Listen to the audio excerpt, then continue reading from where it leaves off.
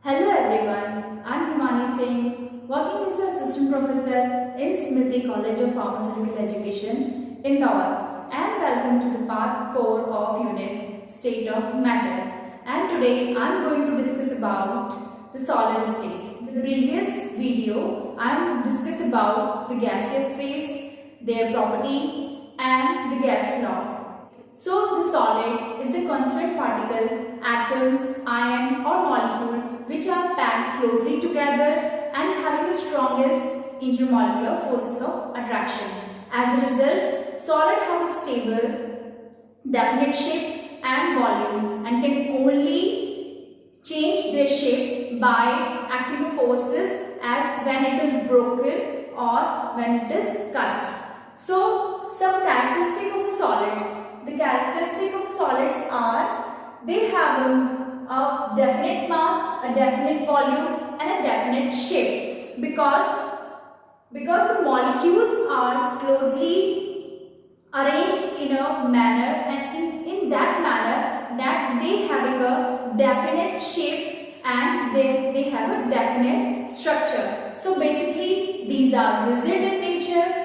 So and the volume of the particles are independent of the container in which they are placed. They are incompressible and rigid in nature. Why? Because when you squeeze the solid particle, the particle are not moved because they are rigid in nature. They having their structure and the particles are present in a structural form and they have less intermolecular spaces. So how they squeeze out? So the particles are incompressible and rigid in nature. You have seen the rocks. Rocks are rigid in nature. So these are the basic characteristics. They have short intermolecular distances. The spaces between the particles are less. They feel strong intermolecular forces. Why?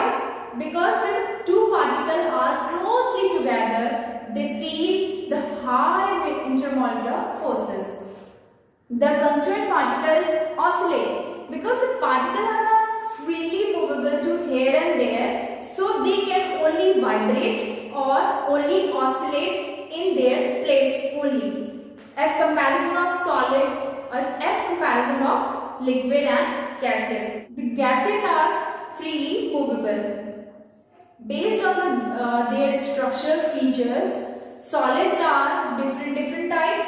They are basically two type, crystalline and amorphous. And let's see how the solid, crystalline solid and amorphous solids are different and what are their properties in comparison to each other. So the crystalline solids are in which the molecules are packed in a definite order, in which they repeat one over one throughout again the particles, and all the crystals are made up of repeating unit, that is called unit cells. So it having a unit cell like this. This is a structure for crystalline unit cell. So it is a structure of a crystalline solid because all the particles have a definite structure and the molecules are arranged in a definite order. So they are structured like this. So they have definite order and definite geometrical shape. Amorphous solid in comparison of crystalline solid, they are irregular in shape. Like example like glass, rubber, and they have an irregular shape like this shape. The amorphous solids are like this. They have an irregular shape. Melting point. The crystalline solid have a sharp melting point because it is when they are heated. These crystalline solids when are heated up, they are having a sharp, like if it is heated in 100 degrees centigrade, so it is sharp. It is having a sharp melting point, and the amorphous solid in comparison of crystalline, they vary at various temperature range. It shows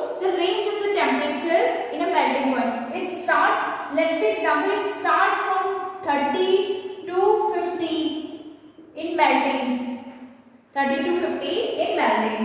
Cleavage is basically when you cut or you hammer out the solids, how the solids are divided or cut into the different shape. So the cleavage at the time of cutting or hammer gently, the crystalline solid are having a smooth surface when it is breaken out into the different particles. So in example, like if you take a diamond and you put a hammer on it forcefully, so it break into the pieces, and the pieces all are similar as the main piece, as the main structure or main unit cell. So if you cut out the amorphous solid, it having an irregular shape, non-uniform, it is break into the different pieces. Like if you break the coal, it is break into the different pieces or different structural pieces. So next one is isotropy.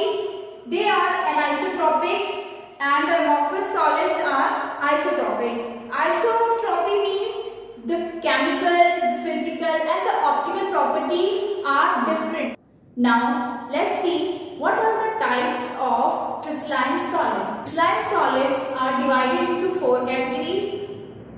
One is molecular solids, crystalline solids. Second one is ionic crystalline solid. Third one is covalent crystalline solid.